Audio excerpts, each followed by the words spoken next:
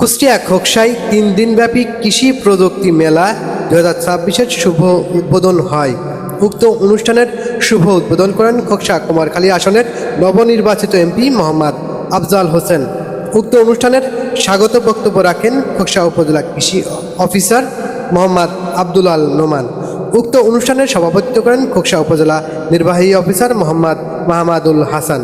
উক্ত অনুষ্ঠানে এই সময় আরও উপস্থিত ছিলেন খোকসা উপজেলা জামাতের আমির মোহাম্মদ নজরুল ইসলাম, আর উপস্থিত ছিলেন উপজেলা জামাতের নায়াবে আমির মুর্শিদ আলম, আজাদ হোসেন, সাইদুল ইসলাম সহ খোকসা উপজেলার বিভিন্ন দপ্তরের কর্মকর্তা কর্মচারী এবং সম্মানিত কৃষকবৃন্দ উপস্থিত ছিলেন। বিস্তারিত আমরা দেখব রিপোর্টে। প্রধান অতিথি হিসেবে উপবিষ্ট রয়েছেন মান্যবর এমপি জনাব মোহাম্মদ আফজাল। স্বাগত বক্তা হিসেবে উপস্থিত মোহাম্মদ আসাদুল্লাহ, উপজেলা প্রকৌশলী এলজিটি অফিস। আর উপস্থিত রয়েছেন যে ক্ষুদ্র আয়োজন এই কৃষি প্রযুক্তি মেলা, সেই আমার কৃষক ভাইয়েরা, প্রিন্ট ও ইলেকট্রনিক মিডিয়ার সংবাদকর্মী, অন্যান্য সুধীবৃন্দ, সকলকে জানাচ্ছি আসসালামু আলাইকুম রহমতুল্লাহ। সেই প্রযুক্তিগুলোকে আমরা আপনাদের সামনে পরিচিত করার প্রয়াসে কিন্তু আজকে এই ক্ষুদ্র ফুলি 100% যদি আমরা বাণিজ্যিক কৃষিতে ইতিমধ্যে আমাদের কয়েকটি প্রকল্প, যেমন আমাদের কৃষি পণ্য যদি আমরা রপ্তানি করতে পারি, সর্বোপরি আমাদের আজকের আমরা যে লাউটা আমরা 40 তার উৎপাদন উৎপাদন করতে পারে, অধিক বেশি লাভবান, অধিক বেশি দাম পেতে পারে। পাশাপাশি কিন্তু ফল সবজি কিন্তু নষ্ট হয়ে যায়। প্রযুক্তিগুলো কিন্তু আমরা এখানে নিয়ে এসেছি। আমরা সেই বিষয়ে কৃষক এবং তার উৎপাদন খরচ জন্য কমে যায় করতে হয়, আমরা ট্রাক্টর দিয়ে করি, খোঁজ রাখতে হয় না।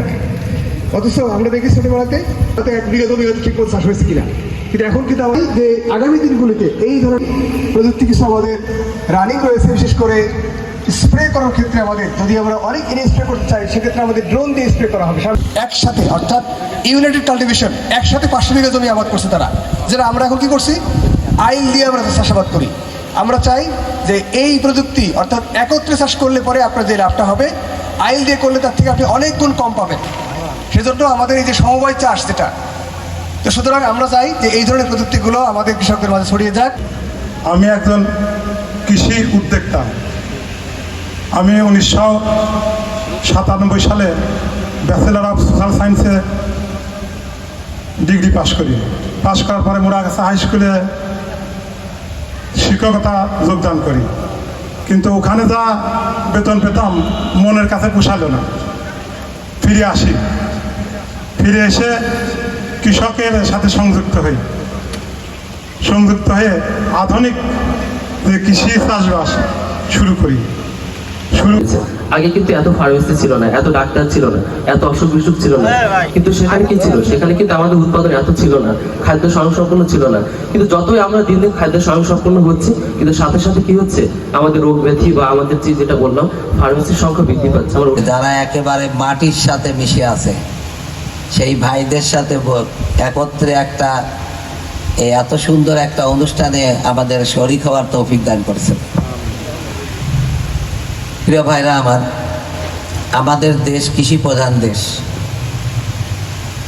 কৃষির উপর নির্ভরশীল আমরা, কিন্তু আমি মনে করি আমাদের দেশের কৃষকরা অবহেলিত, কৃষকদের মূল্যায়ন নাই।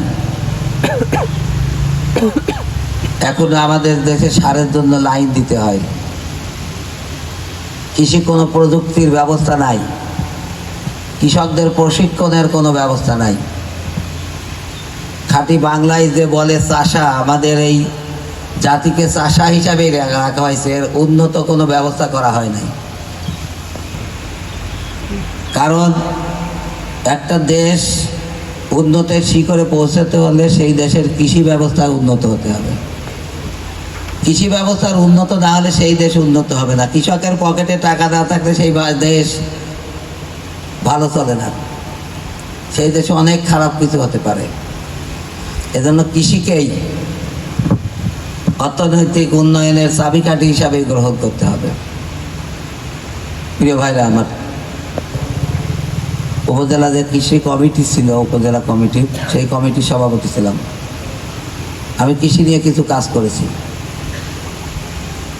আমাদের এই আসনে অনেক জমি পানির নিচে থাকে, জলাবদ্ধতা থাকে। হ্যাঁ, আমাদের একটা ধানের উদ্ভাবন করেছে, যারা কৃষি নেতৃবৃন্দ আছেন আমি বলবো তার সাথে একটু যোগাযোগ করেন। সেইটাতে ওই 30-35 মণ ধান হয়, এইরকম একটা ভালো ধানের উদ্ভাবন উনি করেছেন।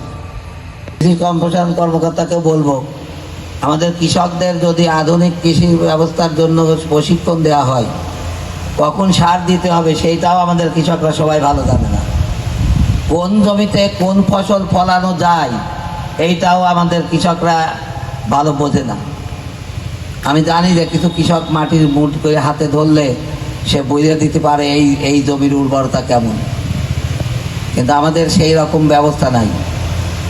চাষাবাদের ক্ষেত্রে নাঙ্গলের থেকে পাওয়ার টিলার হয়েছে ঠিকই, কিন্তু সবার পক্ষে কি পাওয়ার টিলার দিয়ে জমি চাষ করা সম্ভব?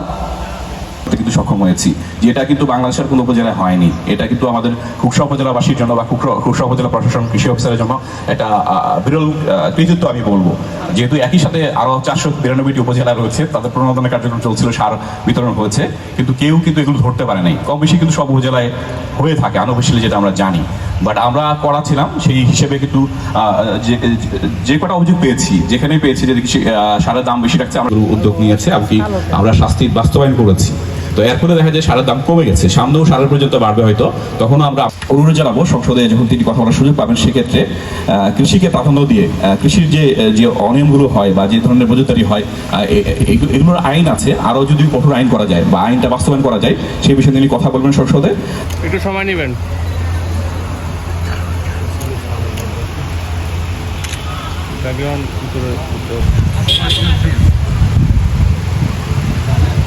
লেখাপড়ার পাশাপাশি চাষ করি।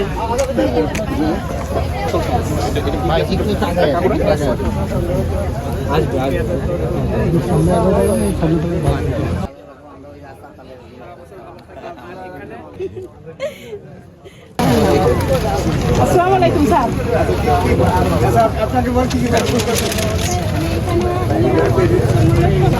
আমাদের স্পেশালি সাদা পেঁয়াজের মানে চায়না থেকে আগত, মানে সাগরের পেঁয়াজটা আছে, অনেক বড় পেঁয়াজ আছে আপনার। স্যার আসসালামু আলাইকুম। আমি শাহানা সুলতানা উপভোক্তা কৃষি কর্মকর্তা। স্যার আমার